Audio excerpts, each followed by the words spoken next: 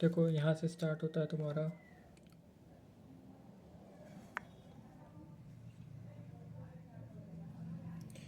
देखो यहाँ से स्टार्ट होता है तुम्हारा बजट एंड बजटरी कंट्रोल। तो बजट एंड बजटरी कंट्रोल होता क्या है? देखो पहले तो बता दे रहे हैं बजट एंड बजटरी कंट्रोल। देखो जब भी क्या होता है, जैसे मान लो कि तुम्हारी एमआरएफ की टायर की क्या है कंपनी है। मान लो तुम्हारी एमआरएफ की टायर की कंपनी है। तो मान लो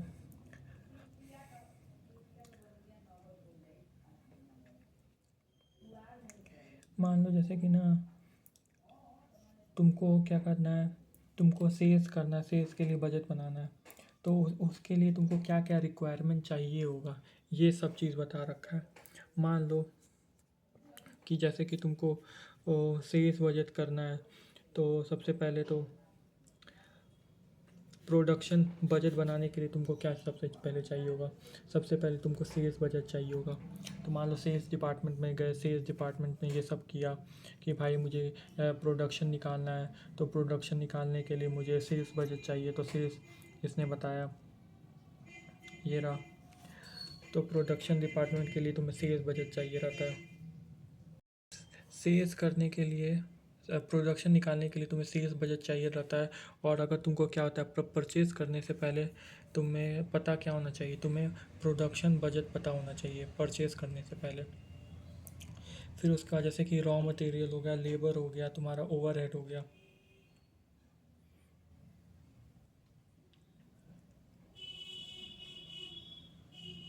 मान लो तुमको ना क्या होता है, लेबर बनाना है। तो लेबर बनाने के लिए भी भाई तुमको क्या करना पड़ेगा, तुमको प्रोडक्शन जानना पड़ेगा ना कि हाँ भाई इतना टायर बनाने के लिए या इतना एमआरएफ को टायर बनाने के लिए हमें कितने आवर्स और प्रति आवर कितना लगता है एक टायर बनाने में, उसके हिसाब से तुमको लेबर जानना पड़ेगा।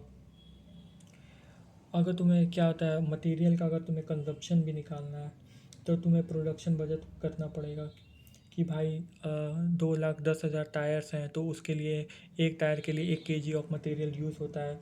तो तुम्हारे 2,10,000 टायर के लिए कितना kg ऑफ मटेरियल यूज़ होगा।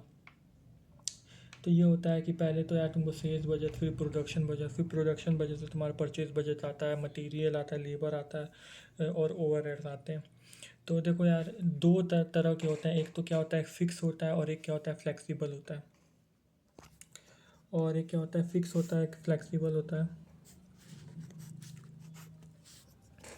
एक ना तुम्हारा क्या होता है, एक ना अगर एक सारा बजट एक साथ करते हैं तो उसको क्या बोलते हैं, उसको हम लोग क्या बोलते हैं, उसको हम लोग मास्टर बजट बोलते हैं। अगर हम लोग क्या करते हैं, सारा बजट एक साथ बनाते हैं, तो जब सारा बजट एक साथ बनाते हैं तो क्या होता है, बाइफरफिकेशन करना ना बहुत सही रहता है। मान लो सेल्स है 50,000 पीसेस हैं, तो अगर एक 50,000 पीसेस करना है तो मटेरियल एक दुगना खरीदना पड़ेगा, 2 यूनिट खरीदना, तो वो प्रोडक्शन आ जाएगा। ओपनिंग स्टॉक, क्लोजिंग स्टॉक, ये तुम एडजस्टमेंट कर दोगे। जैसे अगर प्रोडक्शन बजट निकालना है तो तुमको sales quantity plus closing stock minus opening stock करना पड़ेगा, तो तुम्हारा क्या हो जाता है, प्रोडक्शन बजट आ जाएगा। परचेज बजट बनाना है तो परचेज मतलब कितना तुम प्रोडक्शन कर रहे हो, नीड फॉर द प्रोडक्शन, कितना नीड है प्रोडक्शन के लिए। अब प्रोडक्शन की नीड कैसे पता चलेगी कि भाई मुझे यार इतना बनाना है, इतना मुझे नीड है, लेकिन पिछले ओपनिंग का भी तो कुछ प्रोडक्ट मतलब बचा होगा, तो उसको माइनस कर दोगे। और क्लोजिंग में कुछ तुमको बचाना होगा तो उसको तुम ऐड कर दोगे। सेम फॉर प्रोडक्शन बजट के लिए, सेल्स क्वांटिटी कितना तुमको सेल्स करना है। हो सकता है फिनिश गुड्स का मतलब कुछ बचा हो और पिछले का, तो उसको तुम माइनस कर दोगे और जो अभी करना है तुम उसको क्या कर दोगे, ऐड कर दोगे। तो ये समझ में आता है। जो क्या होता है मास्टर बजट होता है ना, वो ना तुम दो तरीके से तुम बना सकते हो, एक मार्जिनल कॉस्टिंग के हिसाब से, एक एब्जॉर्प्शन कॉस्टिंग के हिसाब से। एब्जॉर्प्शन कॉस्टिंग मतलब कॉस्ट शीट की, ये raw material, direct wages, raw material, फिर उसका प्राइम कॉस्ट आ जाता है। प्राइम कॉस्ट के पास तुम फैक्ट्री ओवरहेड को ऐड कर देते हो तो फिर फैक्ट्री कॉस्ट आ जाता है, इसके हिसाब से। नहीं तो मार्जिनल के हिसाब से मतलब कि वेरिएबल और फिक्स, मतलब सेल में से वेरिएबल जाएगा, फिक्स जाएगा, फिर कंट्रीब्यूशन आएगा, फिर ऐसे करके तो तुम मार्जिनल कॉस्टिंग के हिसाब से भी बना सकते हो।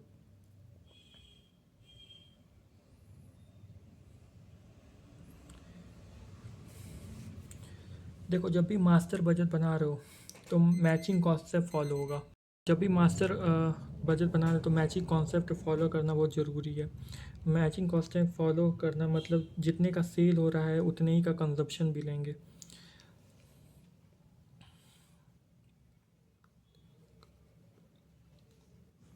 अगर मैचिंग कॉन्सेप्ट जितना सेल हो रहा है उसकी करस्पॉन्डिंग ही कॉस्ट आती है। अगर ऐसे नहीं लेना है तो तुमको क्या करना, ओपनिंग का और क्लोजिंग का तुमको बजट में क्या करे, एडजस्ट करो। तब तुम पहले तो तुम एडजस्टमेंट करो फिर करो, नहीं तो डायरेक्ट तुम क्या कर सकते हो, करस्पॉन्डिंग ले लो, वो सिंपल रहेगा। Corresponding to the sales quantity, so as to follow in the matching concept follow करना रहता है।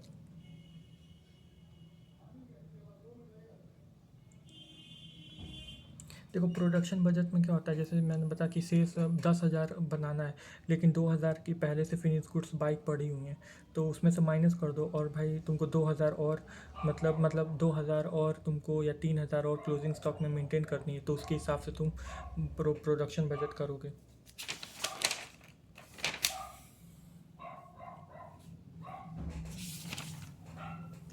देखो यहाँ पे देखो कैसे किया है, यहाँ पे सेल्स है, सेल्स में से वेरिएबल कॉस्ट माइनस किया है, तो वेरिएबल कॉस्ट जब माइनस हो जाता है तो क्या आता है तुम्हारा टोटल वेरिएबल कॉस्ट, उसमें से वेरिएबल कॉस्ट सेल में से माइनस हो जाता है तो क्या होता है, कंट्रीब्यूशन आता है। कंट्रीब्यूशन में फिक्स कॉस्ट माइनस होता है तो बजटेड प्रॉफिट आता है।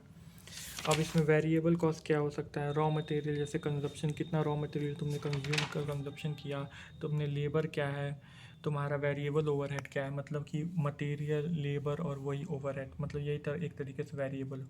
फिर क्या होता है, टाइप्स ऑफ द बजट आते हैं। तो एक तो फंक्शनल बजट, मास्टर बजट के बारे में मैंने बता दिया, एक तो फिक्स बजट आता है, एक फ्लेक्सिबल बजट आता है, और एक क्या होता है पीरियड वाइज बजट आता है, और एक कैश बजट आता है जो लास्ट क्वेश्चन होगा इसका।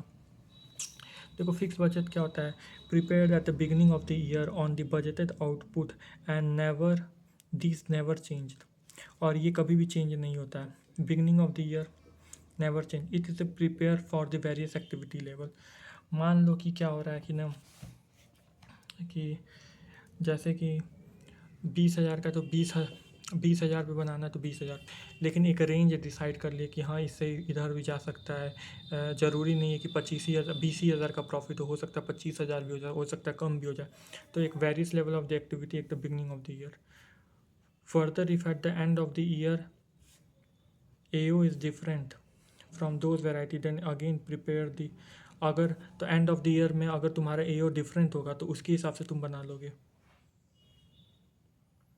तो फ्लेक्सिबल बजट बनाते वक्त वेरिएबल कॉस्ट को यूनिट के हिसाब से लिखेंगे, लेकिन टोटल कॉस्ट को जितनी ओरिजिनल बजट में है उसी उतनी ही फ्लेक्सिबल बजट में लिखेंगे। मतलब कि मान लो कि ओरिजिनल में 20,000 है तो उतनी ही तुम लिखते जाओगे, लेकिन वेरिएबल कॉस्ट यूनिट के हिसाब से कि पर यूनिट फिक्स होती है उसके हिसाब से तुम चेंज करते हुए चले जाओगे। ठीक है, अब आते हैं क्वेश्चंस पे। देखो ये आता है क्वेश्चन नंबर 3, और ये क्या बोल रहा है, प्रोडक्शन बजट बनाने के लिए बता रहा है, और ये ऑलरेडी क्या होता है सेल्स का डेटा दे रखा है। तो और ये बोल रहा है कि जनवरी फरवरी मार्च का बनाना है, तो जनवरी फरवरी मार्च का कंसीडर करोगे। फिर उसके बाद ये बोल रहा है कि ना इलेक्ट्रॉनिक गजट स्टैंडर्ड्स को कॉस्ट पड़ती है 1,500 की, और वो सोल्ड कर रहा है किसको, कस्टमर को 2,000 में, मतलब सेलिंग प्राइस कितनी होगी 2,000, और dealer are given an discount of the 15% on the selling price.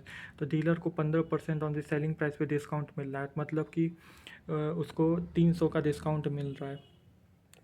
तो 1,700 डीलर को बेच रहा है, कस्टमर को 2,000 का बेच रहा है, तो कितना प्रॉफिट हो गया, 200 का उसका प्रॉफिट हो गया। एक तरीके से ये होगा। तो इसके लिए क्या होता है, sales quantity plus closing stock minus opening stock करना रहता है, तो प्रोडक्शन बजट के लिए। और देखो मतलब कि ना 2 यूनिट ऑफ बैटरी चाहिए रहती है तो मैन्युफैक्चर एक गैजेट, मतलब एक गैजेट को बनाने में कितनी चाहिए होती है, 2 यूनिट ऑफ द बैटरी चाहिए, मतलब एक सेलिंग प्राइस है तो उसके लिए तुमको 2 यूनिट ऑफ वो चाहिए रहती है, तब वो 1 यूनिट ऑफ दिस सेल्स हो, मतलब फिनिश गुड्स तैयार होगा फिर वो बिकेगा।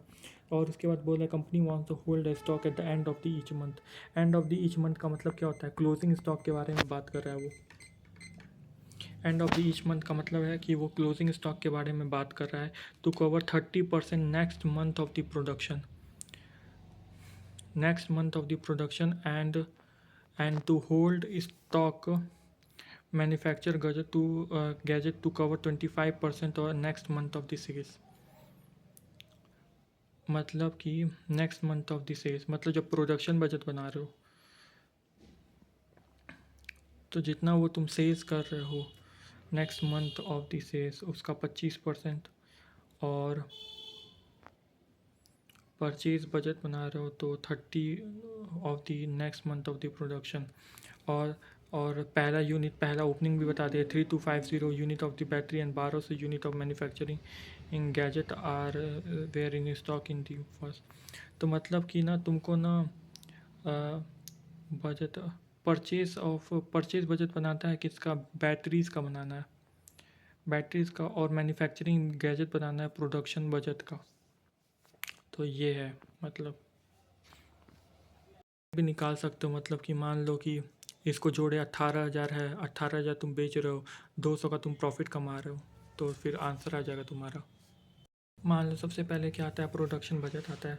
तो प्रोडक्शन बजट कैसे आएगा, मान लो कि जो तुमने सेल्स की है, मतलब 5, 6, 7,000 और 7,500, ये तुमने क्या किया, सेल्स की है, और वो बोला है 25% next month of the sales, sales में ऐड हो जाएगा closing stock next month of the sales.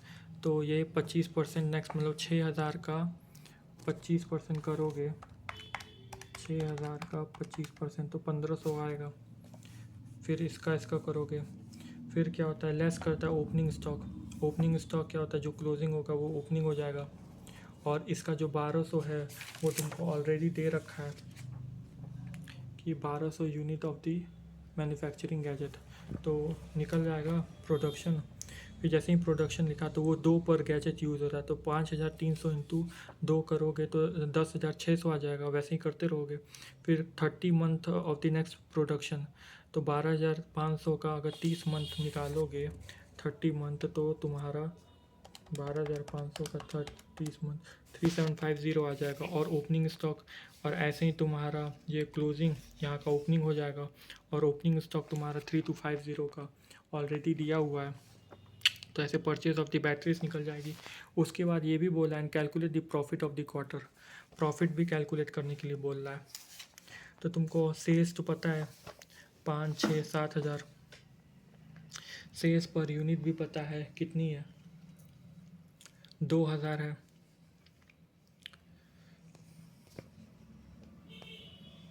2,000 की यूनिट है, तुम उसको डिस्काउंट दे रहे हो, 15% का डिस्काउंट दे रहे हो, सेल्स रिवेन्यू आ जाएगा, और cost of the sales, cost of the sales कैसे निकालोगे कि sales unit cost per unit, तो 1,500 में पड़ता है ना, तो 5,000 इंटू 1,500 कर दोगे, ऐसे ही ग्रॉस प्रॉफिट आ जाएगा।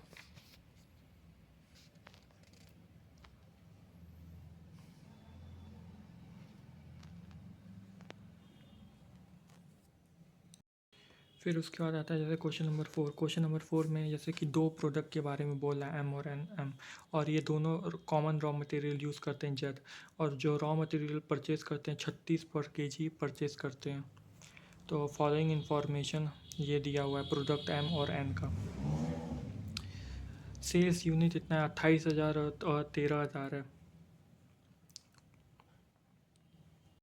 अब देखो क्या हो रहा है, ये जो है finish goods stock year and का, मतलब एक तरीके से क्लोजिंग स्टॉक है। तो क्लोजिंग स्टॉक क्या होता है, प्रोडक्शन, जब तुम प्रोडक्शन निकालना चाहते हो तो ऐड हो जाता है, और ये ना तुम्हारा नीचे से ऊपर जा रहा है। तो जब भी नीचे से ऊपर जाता है तो तुम क्या करते हो, जब भी नीचे से ऊपर जाता है तो तुम डिवाइड करते हो जितना वेस्ट हो गया उसमें माइनस करके।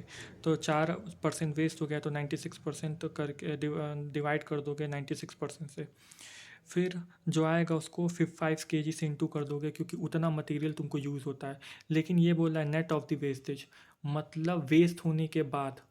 तो मतलब जैसे कि मान लो कि तुमको एक कैलकुलेटर बनाने में 100 रुपये का मटेरियल लगता है, लेकिन उसमें से 10% वेस्ट हो जाता है।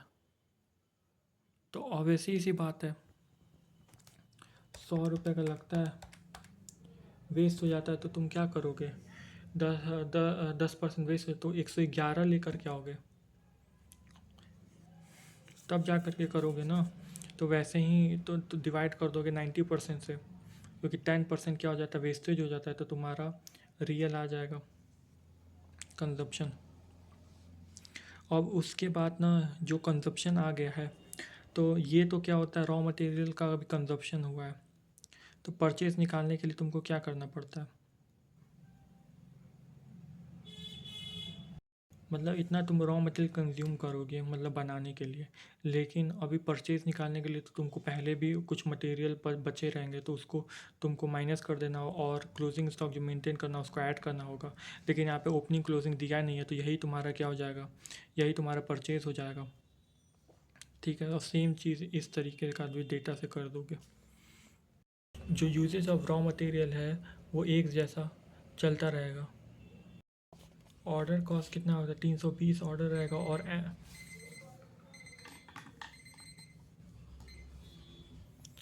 320 क्या होता है, ऑर्डर रहेगा को कॉस्ट, और एनुअल कॉस्ट ऑफ होल्डिंग एक यूनिट ऑफ मटेरियल 11%। मटेरियल रखनी है तो साल भर, तो 11% का कॉस्ट लग जाती है, तो 11% का कॉस्ट किस पे लगेगी, प्राइस पे लग जाएगी। और मैनेजमेंट की एक पॉलिसी है कि decided there should be not than more than 40 order, जिसमें 40 ऑर्डर से ज़्यादा मैनेजमेंट नहीं लेगा। वो मैनेजमेंट की एक पॉलिसी मैनेजमेंट ने डिसाइड किया हुआ है। तो तुम क्या करोगे, सबसे पहले परचेज़ बजट बना लोगे, फिर प्रोडक्शन बजट बना लोगे, फिर परचेज़ बजट बना लोगे। ठीक है, फिर कैलकुलेट कर लोगे economic order quantity of material Z. ठीक है, पहले इतना दिखा दो। जैसे तुमने प्रोडक्शन बजट बनाया, ठीक है, तो 29,500 आ गया था। और फिर जैसे ही तुमने परचेज़ बजट बनाया था, तो इस डिवाइड बाय 90 किया तो इतना आ गया था। और ये दोनों मिला के तुमको इतना परचेज़ करना है। और कितना है रेट, 36 रुपये का पर केजी है, और तुमको इतना केजी परचेज़ करना है, तो मतलब इतना तुम्हारा पैसा खर्च होगा, परचेज़ प्राइस हो जाएगा। Total economic order quantity 2 into annual requirement of the क्या, raw material. Annual requirement of the raw material कितना है, इतना है, इंटू 320 ऑर्डर हो गया, और 11%। मैंने बोला था 11% किसका, परचेज़ प्राइस का, तो परचेज़ प्राइस क्या है, 36 है, तो निकल जाएगा। उसके बाद ये बोल रहा है कि सप्लायर कहना कि अपने एक बार 4000 केजी से ज़्यादा नहीं देगा। There is sole supplier of the raw material supply do not sell more than 4000 KG of material ज़्यादा द टाइम। अब मैनेजमेंट पर और कीप करना है तुमको मैनेजमेंट की परचेज पॉलिसी। मैनेजमेंट की परचेज पॉलिसी की 40 ऑर्डर से ज़्यादा नहीं, और प्रोडक्शन मिक्स रेशियो में। प्रोडक्शन मतलब आपकी जो प्रोडक्ट की क्वांटिटी का मिक्स है उसको ध्यान में रखना है। प्रोडक्ट की क्वांटिटी का मिक्स मतलब ये इसका जो रेशियो होता है, तो 16389:88421, इस रेशियो को ध्यान में रखते हुए तुमको बांट देना है क्या, कि एक बार में तुम्हारा नॉट मोर देन 4000 केजी। तो यही बोला, so supply raw material jet can supply do not sell more than 4000 KG. एक ऑर्डर में 4000 केजी से ज़्यादा नहीं, तो 40,000 ऑर्डर का और दे रहा है, 1,60,000 को फिर बाइफरफिकेट कर दोगे तुम। दोनों ध्यान में रख लियो पॉलिसी। फिर उसके बाद से जो तुम्हारे प्रोसेस वेस्टेज होगा, कितना परसेंट वेस्टेज होगा, 10% का तुम्हारा वेस्टेज हो रहा है, तो उसका 10% माइनस कर दोगे। 10% और 5%, तो 56071 का 5% 280 आ जाएगा 4। तो net material available for production इतना हो जाएगा। और तुमको क्या निकालना है, यूनिट टू बी प्रोड्यूस, मतलब जितना प्रोडक्शन है और जितना यूनिट की प्राइस है उससे डिवाइड कर दोगे। तो 5 केजी से तुम डिवाइड कर दोगे। यूनिट मतलब एक यूनिट में प्रोडक्शन इतना हो रहा है, इतना मटेरियल प्रोडक्शन में यूज़ हो रहा है, और एक एक फिनिश गुड बनाने के लिए कितना केजी ऑफ प्रोडक्ट मतलब रॉ मटेरियल लगता है, इतना मटेरियल तुम्हारा लगना है, तो उससे कितना प्रोड्यूस हो सकता है, कितना फिनिश गुड्स प्रोड्यूस हो जाता रहता है। तो एक फिनिश गुड्स प्रोड्यूस होने में 5 केजी लगता है, तो उसके हिसाब से हो जाएगा। वो क्वेश्चन नंबर 5 है ना, ये BBQ से कर लेना, जो सर समझाए हैं ऑलरेडी।